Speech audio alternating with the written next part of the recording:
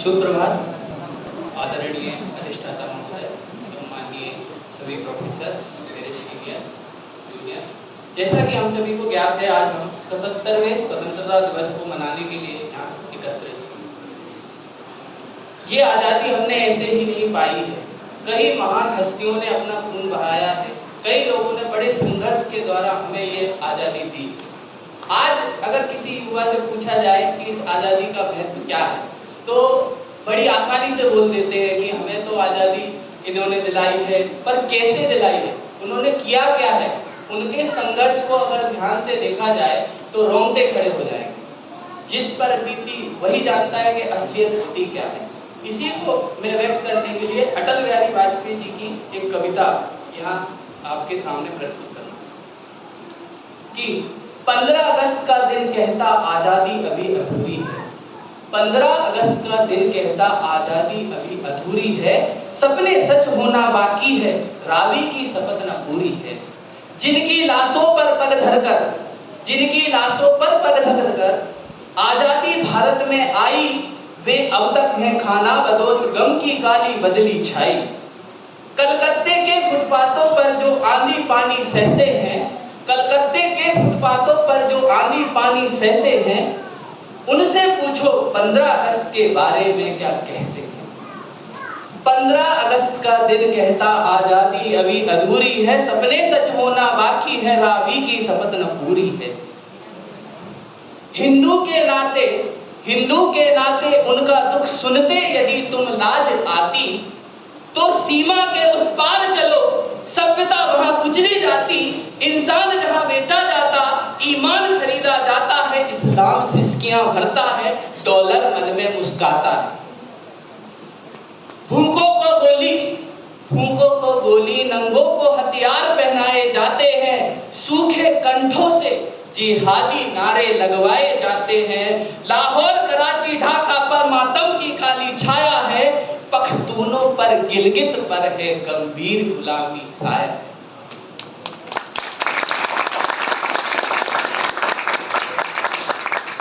बुरा बस इसीलिए कहता हूँ आज़ादी अभी अधूरी है। बस इसीलिए कहता हूँ आज़ादी अभी अधूरी है। कैसे उल्लास मनाऊं मैं, थोड़े दिन की मजबूरी है। कैसे उल्लास मनाऊं मैं, थोड़े दिन की मजबूरी है। दिन दूर नहीं, खंडित भारत को पुनः अखंड बनाएंगे। दिन दूर नहीं, खंडित भारत को पुनः अखंड बनाएंगे। गिलगित से गारो पर्वत तक आजादी पर्व मनाएंगे। उस स्वर्ण दिवस के लिए आज से कमर कसें, बलिदान करें। जो पाया उसमें खो ना जाए, जो खोया है उसका ध्यान करें।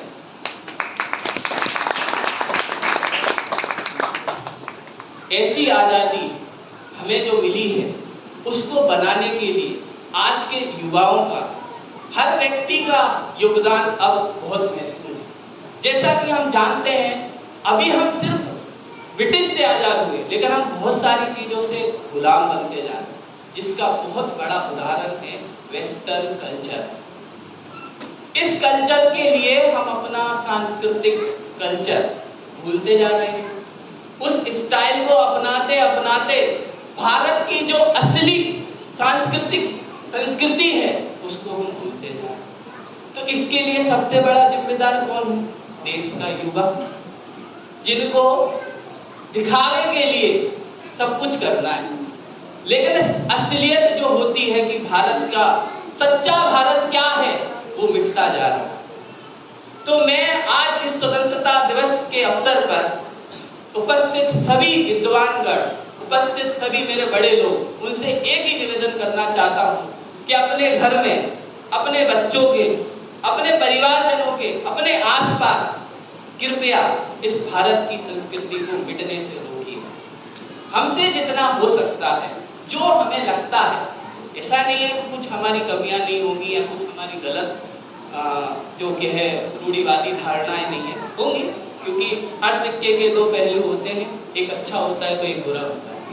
तो मैं सभी से ये कहना चाहता हूँ कि आज़ादी हमें सिर्फ ब्रिटिश से मिली है, इन सभी चीज़ों से भी आज़ाद हमें होना है और एक स्वतंत्र भारत, एक अखंड भारत का हमें निर्माण। फिर जो देश के लिए जितने शहीदों ने बलिदान दिया, मैं उनके लिए कुछ पंक्तियां कहना चाहता हूँ कि चलो फिर से वो नजारा हम याद कर ले, चलो फिर से वो नजारा हम याद कर ले, शहीदों के दिल में बसी वो ज्वाला याद कर ले, जिसमें बहकर आजादी पहुंची थी किनारे पर, जिसमें बहकर आजादी पहुंची थी किनारे पर, देशभक्ति की खून की वो धारा याद कर ले, खून की वो धारा याद कर ले। जय हिंद, जय भारत।